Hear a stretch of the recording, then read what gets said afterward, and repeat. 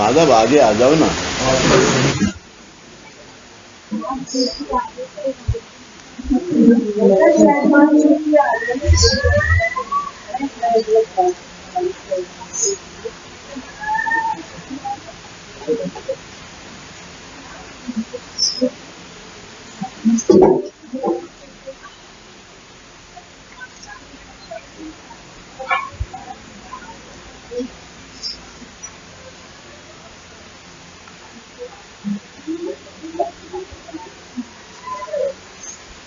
सुनिए, शुरू करता हूं।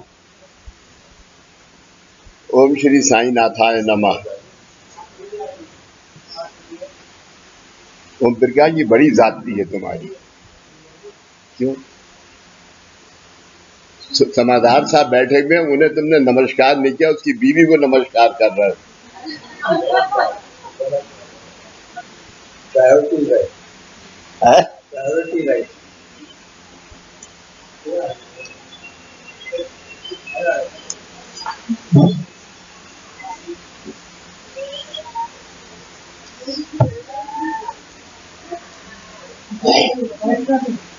सबसे पहले तो मैं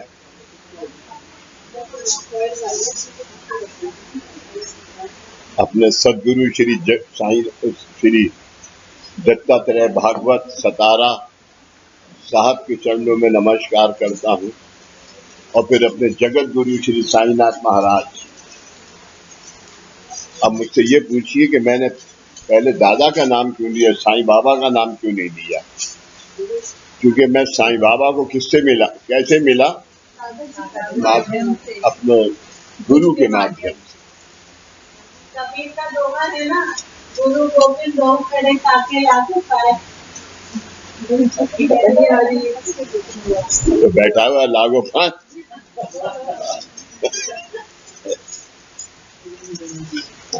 पाँव में वरम भी है, उतर जाएगा।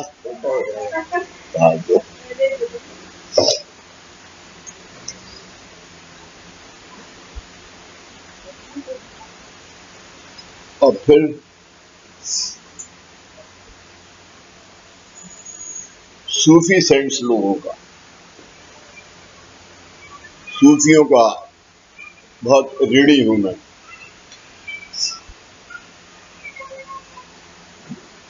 इसकी एक वजह यह भी है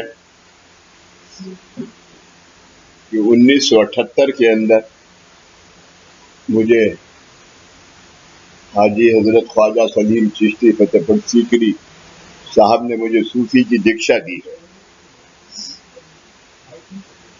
और इस कार्य की एक ऐसी रूपरेखा है कि जो कार्य इसका संपन्न करना होता है, यानी पूरा करना होता है, डायरेक्शन दत्तनाथ सूफी की होती है, मगर वो कार्य जो है पूरा करने के लिए सूफी पंथ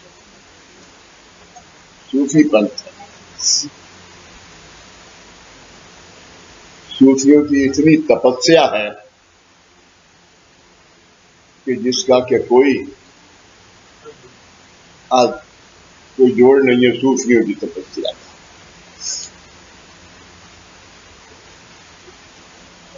तो सूफियों के आज इस माध्यम से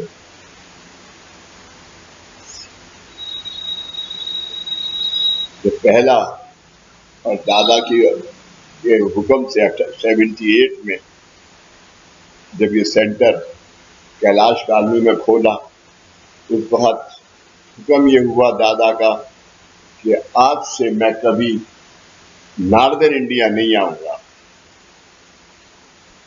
और आज से नॉर्दर्न इंडिया तुम्हारे हवाले। ये 78 की बात है। 78 से लेके और इस 6 सितंबर 1999 तक अथक परिश्रम,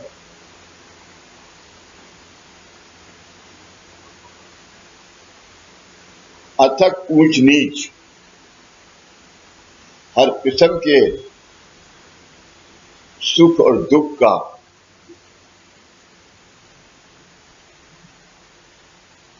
अंदाजा गुरु ने दिया। दो शक्ति होती हैं, एक एक एक धारक शक्ति और एक मारक शक्ति। तारक शक्ति और मारक शक्ति। तारक शक्ति देवी देवताओं की है जो कि ब्रह्मांड में है, और जो मारक शक्ति है वो धरती की है। उसके लिए दादा ने सबसे पहले 36 साल अथक परिश्रम मेहनत करने के बाद दादा ने पहला सेंटर शक्तिपीठ की स्थापना गोवा के अंदर करी।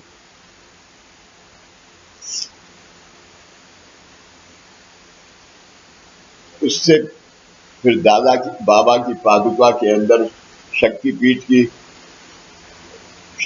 की जो शक्ति थी, ब्रह्मांड की जो शक्ति थी, उस पादुका में डाली, और वो सब सेंटर्स के ऊपर जितने भी सेंटर है। तो दिल्ली केंद्र से जो सेंटर खुले हैं,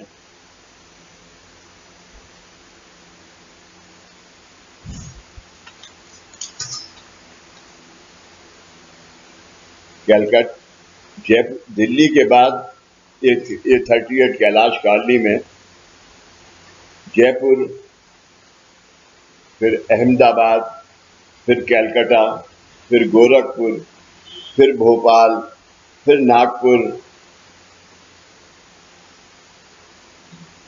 इस सूरत से ये सेंटर्स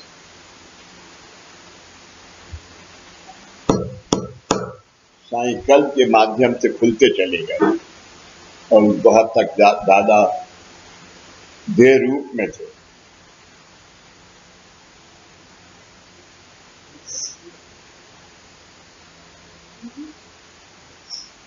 इसमें सबसे ज्यादा इम्पोर्टेंट सेंटर जो है वो जयपुर है,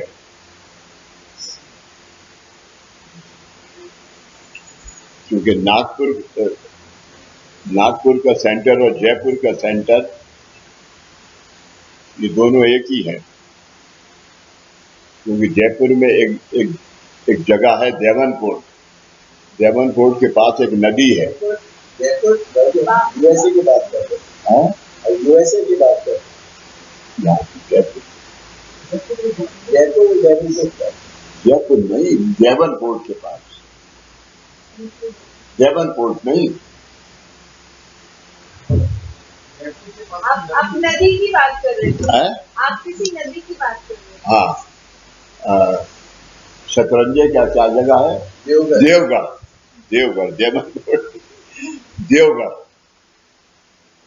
देवगढ़ के पास एक नदी है, उसमें गोरक्षनाथ जी स्थापित हैं, और देवगढ़ उनकी जगह है।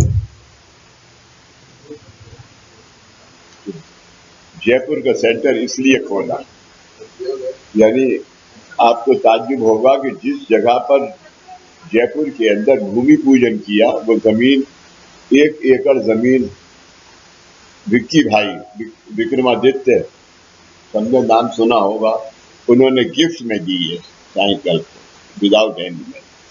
वहां एक नीम का पेड़ था। उस नीम के पेड़ के नीचे जब बाबा दादा की फोटो रख के करी, तो वहां गोरखनाथ जी प्रकट। वो गोरखनाथ जी जो कि देवगढ़ के पास, और उन्होंने बताया कि वहां आओ, मैं तुम्हें कुछ दूंगा। वहां से प्रसाद लेने के बाद फिर जयपुर के सेंटर के अंदर जहां बाबा का वहां फोटो है, वहां इसी सूरत से जब ये सेंटर बनाया, ये सेंटर तो 6 सितंबर को जब यहाँ हवन के लिए अग्नि प्रचंड करी, तब ये पृथ्वी बीच वाला प्रतीक ऑटोमेटिकली 800 आदमी थे यहाँ पर, ऑटोमेटिकली अपने आप प्रकट हो गया। 2 साल तक इसके ऊपर कोई फोटो नहीं लगाई और ये उससे हुआ। तो इस सूरत से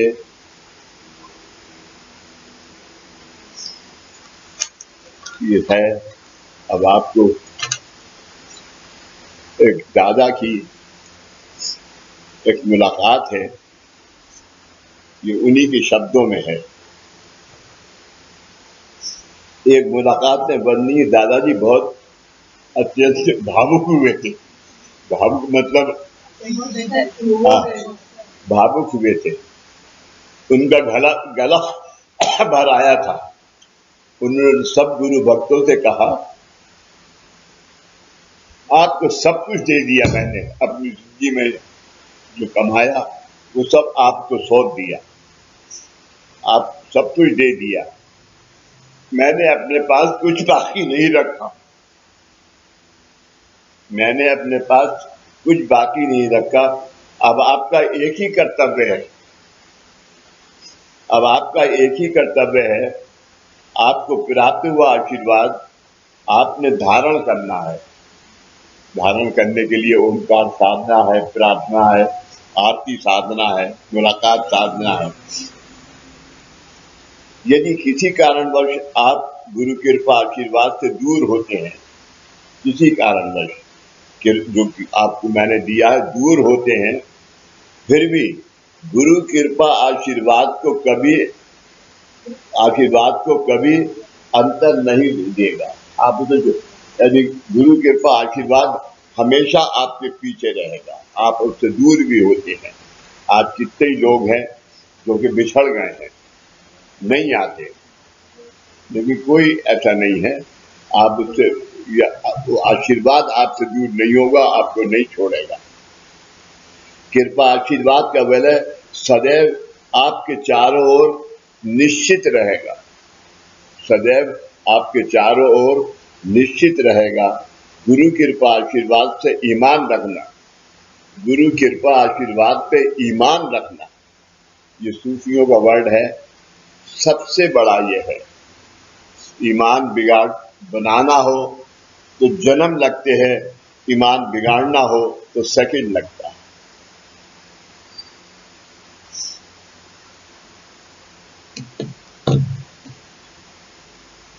जैसे दिल खोलकर हमने आपको दिया, उसी तरह जो दिल खोलकर तमाम दुनिया को देंगे, ऐसा वचन मुझे आपसे चाहिए।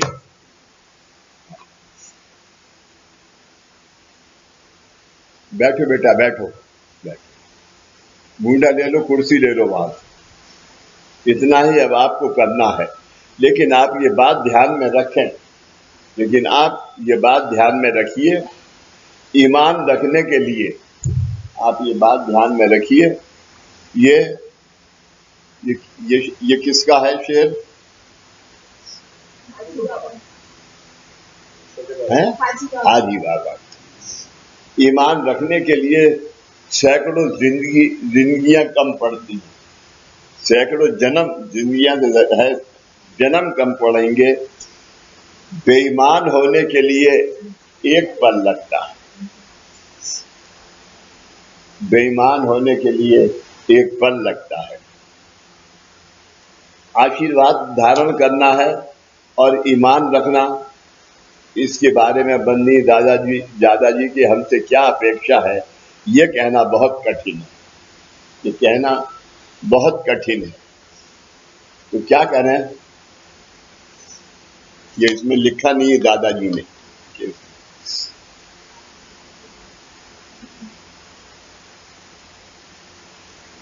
अभी ये बिटिया अभी आई तो खड़ी रही, इससे क्या कहा मैंने, आप बैठ जाओ बेटा।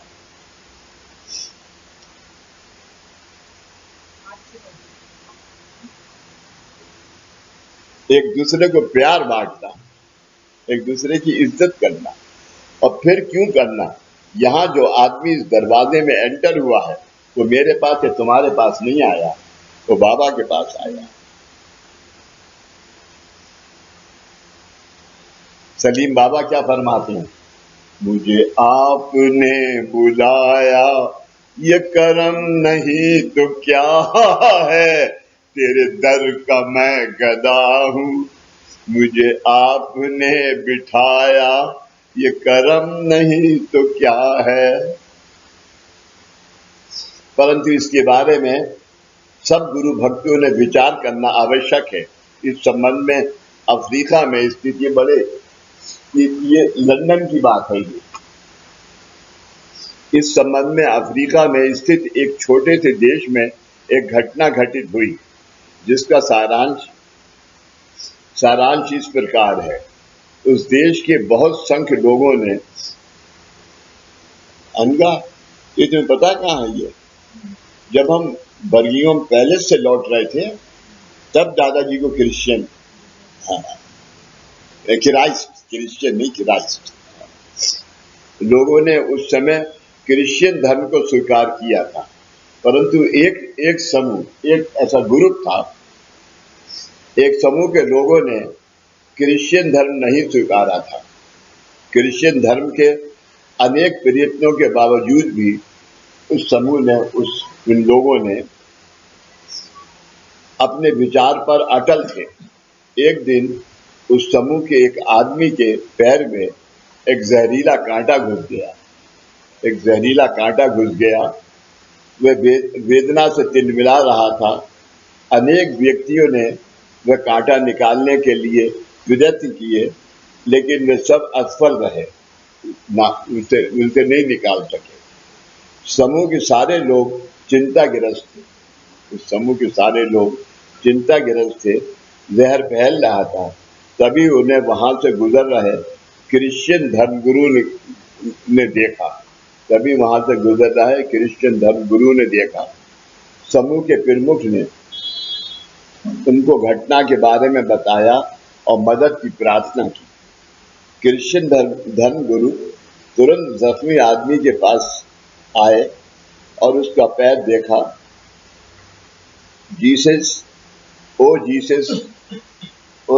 कहकर उन्होंने ईश्वर से प्रार्थना की और तुरंत अपने दांतों से जख्मी व्यक्ति के पैर से जहरीला कांटा निकाल दिया। वह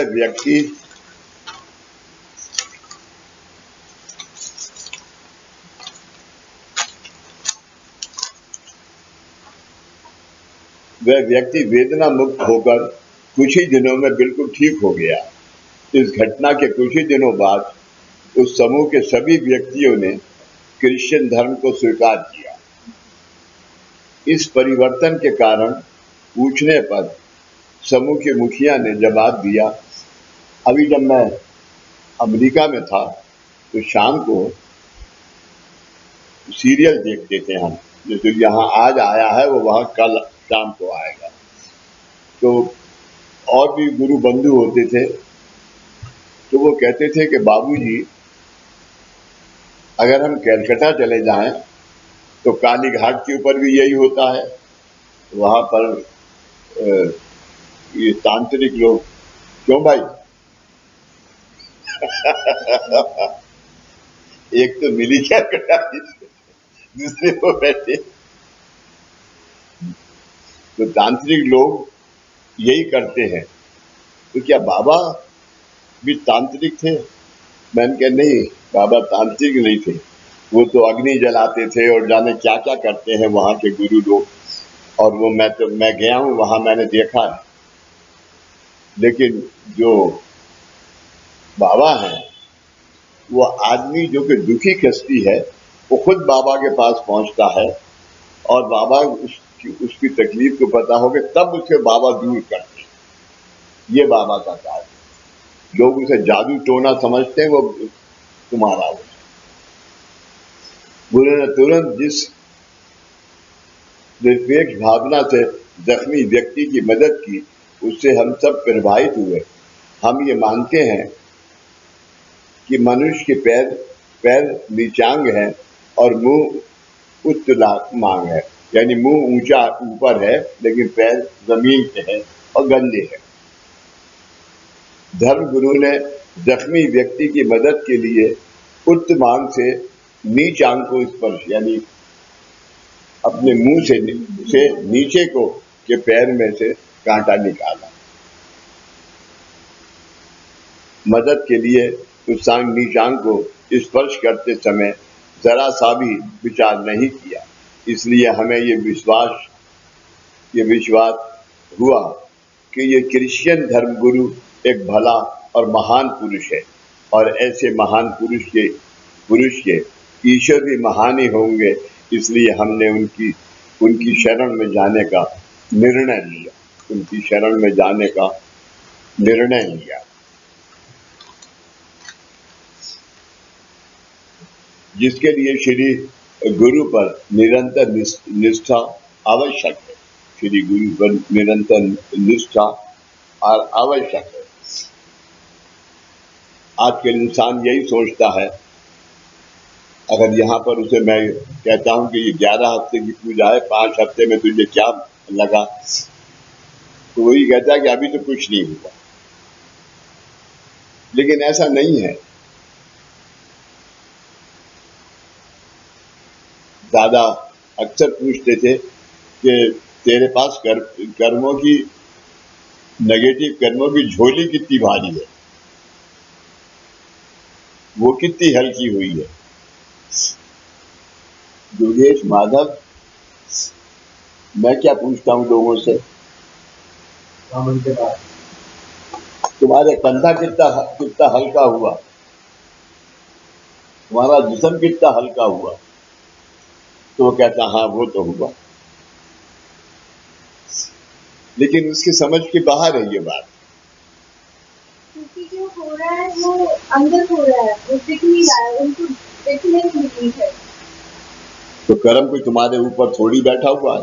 बाकी जब वो आते हैं तो कर्म है कि वो चीज दिखे जो हो रही है। लेकिन आज दादा ने क्या किया, बाबा ने क्या करवाया, कर्म विमोचन से क्या हुआ, जो तुम्हारा आत्मा थी वो कर्मों से ढकी हुई थी, तो चार्ट लगा हुआ है वहां पर। उस कारण दीक्षा देकर, गुरु दीक्षा देकर आत्मा को वो कर्म का वलय बाहर आया और गुरु वलय अंदर गया। लेकिन गुरु वलय को धारण करना एक दिन का काम थोड़ी है।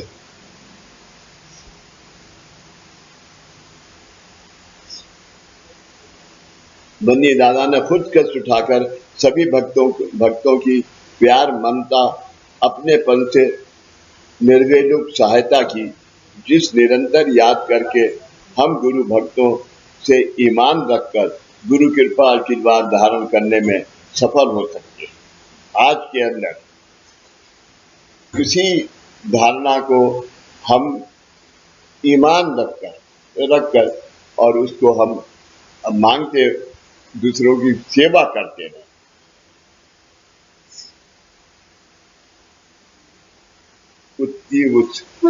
उस दूसरों की सेवा करने से तुम्हें क्या मिलेगा। वो आदमी तुम्हें अच्छा नहीं कहेगा, उसकी आत्मा तुम्हें अच्छा कहेगी।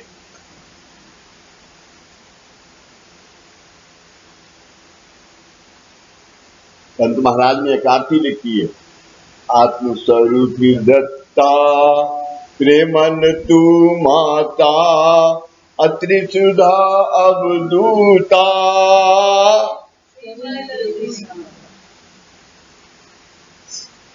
धारण करने में सफल हो सकते हैं। बन्नी दादाजी ने कठिन परिश्रम से इस अलौकिक गुरु मार्ग की स्थापना की। गुरु मार्ग का लाभ सुगमता से, आसानी से दूर दराज के भक्तों को भी प्राप्त होता रहे, इसलिए कार्य के विस्तार के साथ बंदनीय दादाजी ने अलग अलग क्षेत्रों में कार्य केंद्रों की निर्मित की।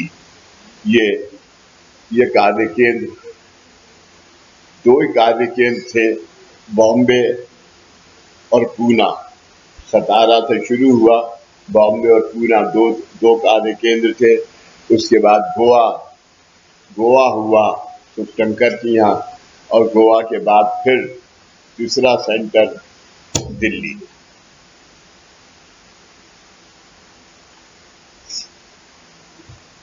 आर्मी के चीफ सेक्रेटरी थे रमन देसाई, उनके 6 बालचा मार्ग पे रहते थे, उनके घर पे तो दादा के पास बहुत जाते थे। अलग अलग क्षेत्रों में कार्य केंद्रों की निर्मित की। कार्य केंद्र मतलब गुरु कार्य के लिए आवश्यक दिव्य शक्ति, यानी ये देवताओं की जो शक्ति हासिल करके कार्य के अंदर जो सिद्ध की है, वो शक्ति ऐसा नहीं कि वो देवताओं से सिद्ध करके दूसरों को, वो शक्ति है यहाँ। अब तुम यहाँ साधना करो, आरती करो, मुलाकात करो, अपने आप तुम्हारे अंदर धारण हो। श्री गुरु द्वारा स्थापित कार्य केंद्र के द्वारा त्रिगुणात्मक दिव्य शक्ति अखंड रूप से प्रवाहित होती रहती है, अखंड रूप से। ये जो बीच का बाबा का फोटो है, तुम्हें पता है ये बनाने के लिए इसको मुझे क्या क्या बेलने पड़े।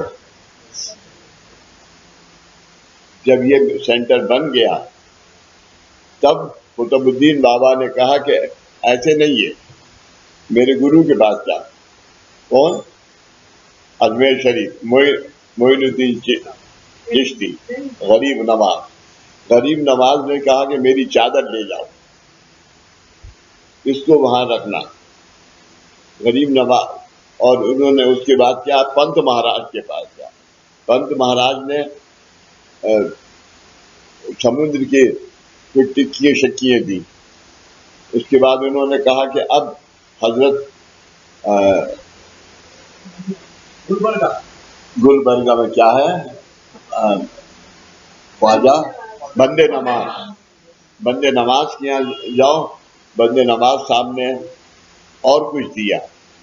आखिर में 7 दरगाह घूम करने के बाद गोरखपुर गया। आदित्यनाथ जो तुम्हारे चीफ मिनिस्टर है, ये अडॉप्टेड सन है, जो वहां के वो थे, उन्होंने अडॉप्ट किया, उनके कोई बच्चा नहीं था। तो इसके पिताजी ने मुझे वहां बैठाल के जो उनके गोरक्षनाथ जी का जो सब कुछ समूह था, उनकी पादुका की तक के अंश उन्होंने मुझे दिए, वो भी इसके अंदर रखे। मेरा कहना यह है कि इस जगह पर दत्तनाथ सूफी तीनों शक्तियां एक रूप है। उस जमाने में मेरे साथ एक ही पुराने भक्त हैं। कौन है? तो खड़े होके जोर से बोलो ना, श्री जोगेश गिरोवर।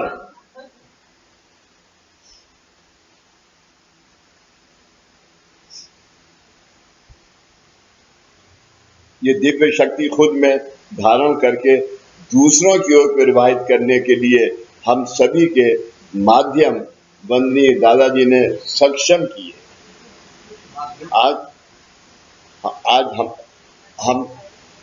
इतनी सेवा करी, पूजा करी सुबह से, और वो जो शक्ति थी, वो शक्ति आज सेवा करने से क्या हो रही है, वो शक्ति प्रवाहित हो रही है।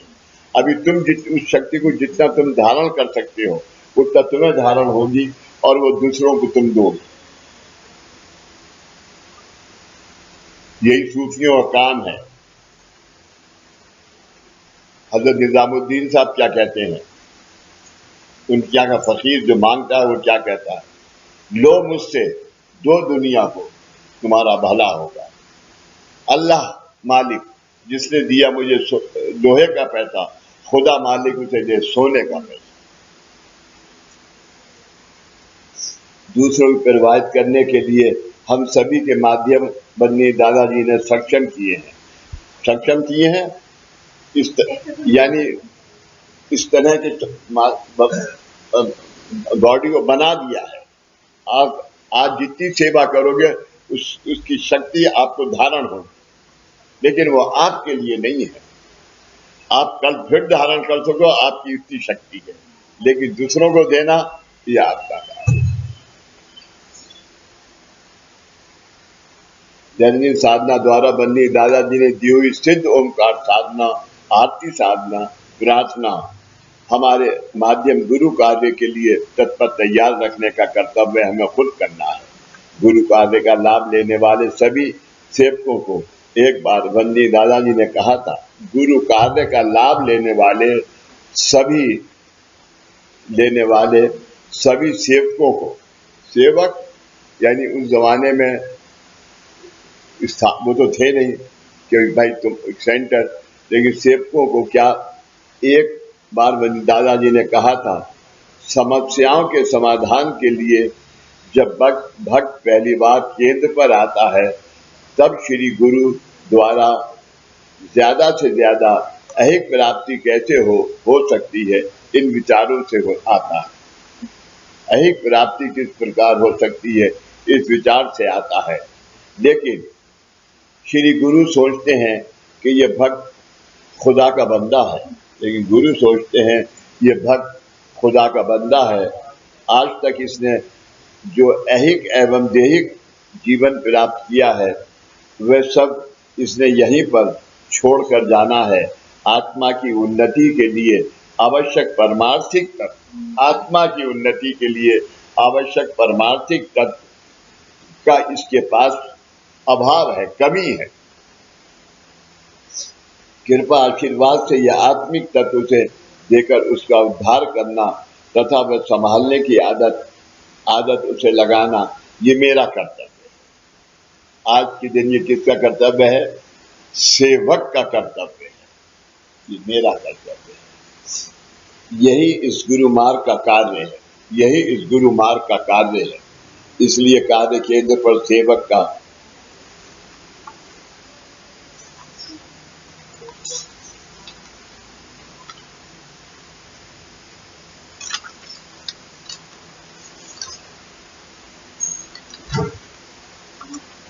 सेवक का विचार एवं आचरण इस तरह होना चाहिए। सेवक का जो क्या है हिंदी में,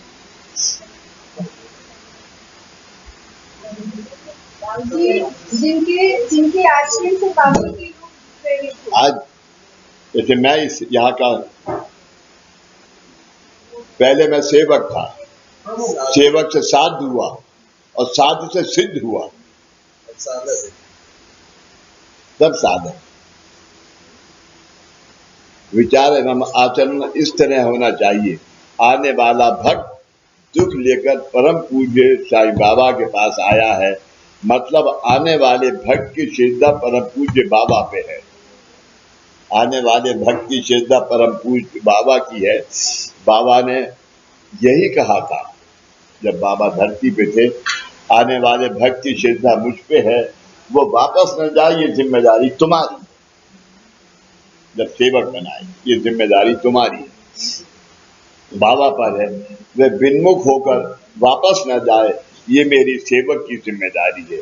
इसलिए कार्य केंद्र पर जो भक्त मार्गदर्शनार्थ आते हैं, मार्गदर्शन के लिए आते हैं, उन्हें प्रेम एवं आदर से गुरु मार्ग व कार्य की पहचान कराना सेवक का कर्तव्य है, सेवक का कर्तव्य है।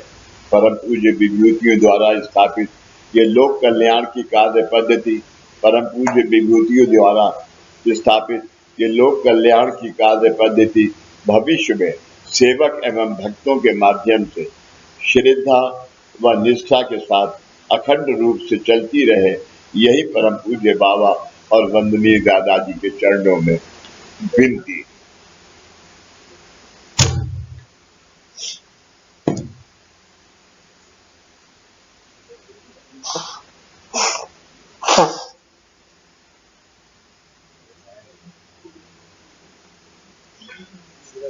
Any question?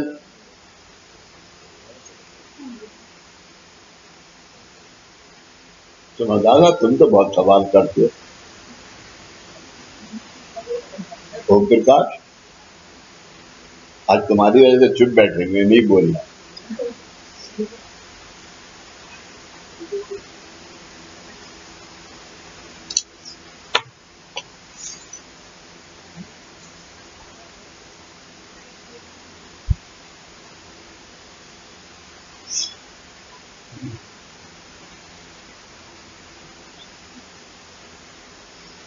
आती है, काय मांगू तुझे सदा दिगंबर, काय मांगू तुझे सदा दिगंबर, दत्त सुशान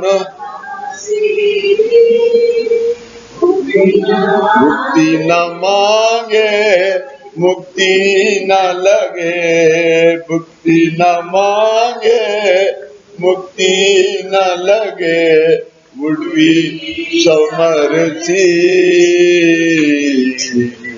काय मांगू तुझे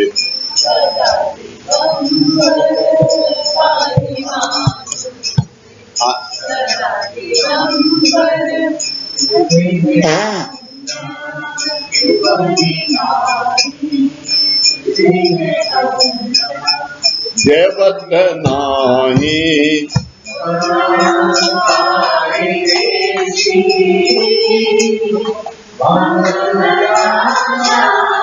पत्ता नाही,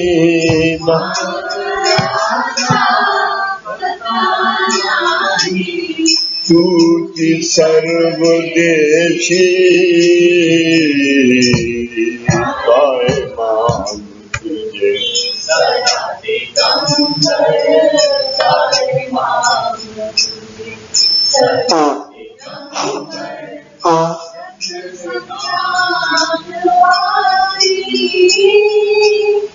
मुक्ति न मांगे, मुक्ति न लगे, मुक्ति न मांगे, मुक्ति न लगे, उड़वी समरसी, काय मांगू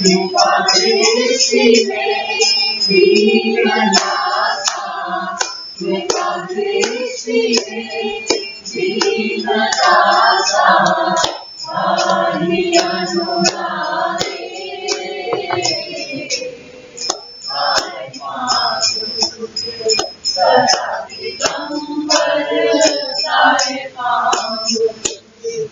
सदा दिगंबर, काय मांगू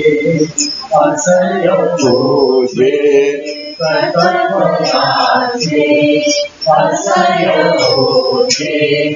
ये तू मांगे कृपा दृष्टि ने दीन दाता, कृपा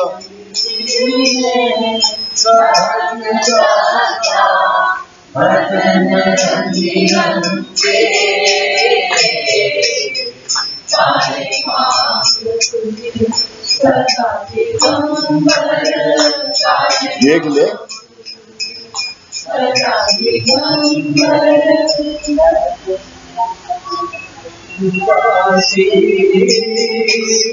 मुक्ति न मांगे, मुक्ति न लगे, मुक्ति न मांगे, मुक्ति न लगे, उड़वी समरसी,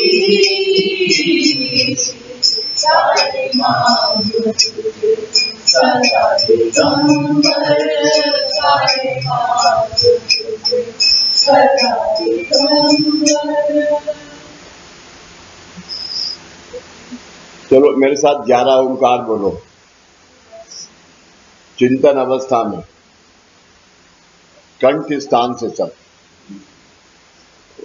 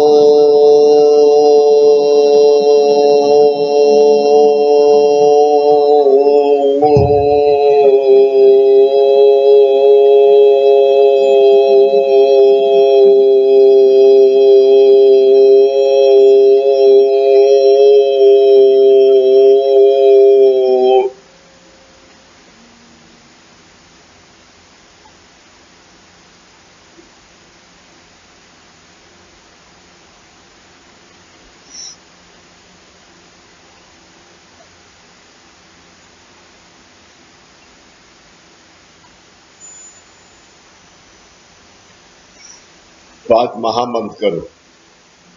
सर्वमंगल मांगल्ये शिवे सर्वार्थ साधिके शरण्ये त्र्यंबके गौरी नारायणी नमस्तुते। सर्वमंगल मांगल्ये शिवे सर्वार्थ साधिके शरण्ये त्र्यंबके गौरी नारायणी नमस्तुते। सर्वमंगल मांगल्ये शिवे सर्वार्थ साधिके शरण्ये त्र्यंबके गौरी नारायणी नमस्तुते। सर्वमंगल मांगल्ये शिवे सर्वार्थ साधिके शरण्ये त्र्यंबके गौरी नारायणी नमस्तुते। सर्वमंगल मांगल्ये शिवे सर्वार्थ साधिके शरण्ये त्र्यंबके गौरी नारायणे नमोस्तुते नमोस्तुते नमोस्तुते।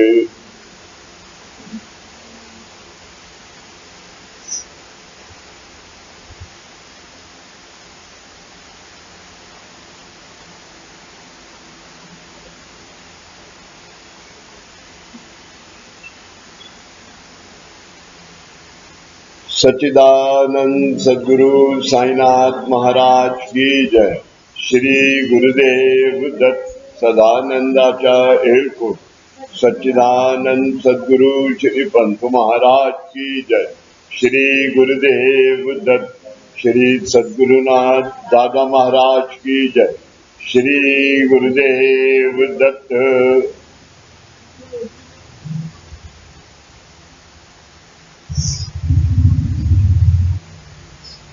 Hello hello,